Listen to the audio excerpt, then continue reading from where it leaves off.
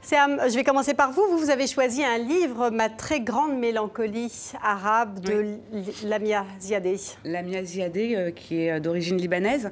C'est son 3e roman graphique, parce que c'est un roman graphique donc illustré en gouache et aquarelle. Et donc publié chez POL, son précédent ouvrage, Aux nuits, aux mes yeux, traitait de l'âge d'or artistique, essentiellement en Égypte, de la première moitié du XXe siècle. Là, avec celui-ci, c'est beaucoup plus... c'est un roman plus engagé, plus politique et dur tragique aussi à la fois. Ma très grande mélancolie, déjà dans le titre, c'est un titre qui me parle beaucoup et ça se passe... Qu'est-ce qui vous émeut ? Ça se passe au Moyen-Orient, en fait, essentiellement. Après, on voyage un peu. Elle nous fait voyager en Égypte, en Arabie Saoudite, jusqu'en Algérie, au Liban, etc. Et en fait, moi, ce qui m'émeut, c'est qu'elle s'attache à la figure du martyr, parce que les martyrs sont très importants là-bas. Et c'est très, très...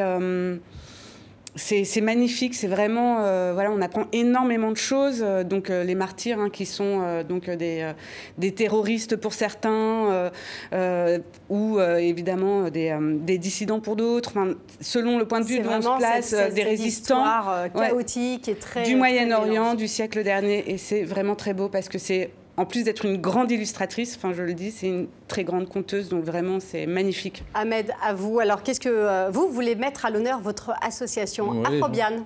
Les gens qui travaillent avec moi d'abord dans mon village et les ponts qu'on essaie de construire culturellement déjà entre mon village à moi et les associations de certains partenaires, d'artistes qui sont basés en Afrique de l'Ouest, avec qui on va commencer à faire des échanges à partir du 2e trimestre 2019. Et vous travaillez sur quel type de projet? Là, nous, c'est essentiellement de tout ce qui est structurel, c'est-à-dire eau pour irrigation, agriculture de subsistance, donc c'est forer des puits, ou bien essayer de prendre les eaux de ruissellement pour ne pas appauvrir la nappe. Et les activités génératrices de revenus, tout ce qui peut faire en sorte que dans un environnement, on puisse être autosuffisant. Et donc, il fallait commencer d'abord par chez moi. Et donc voilà, l'association existe depuis 3 ans et on démarre à peine parce que c'est extrêmement long à mettre en place. Et donc là, on démarre avec 2 km de canaux d'irrigation, un puits, un terrain de football. D'ailleurs, je tiens à remercier Mamadou Sakho et son association AMSAC qui nous a soutenus pour un terrain de football dans mon village à Douar Mzrala.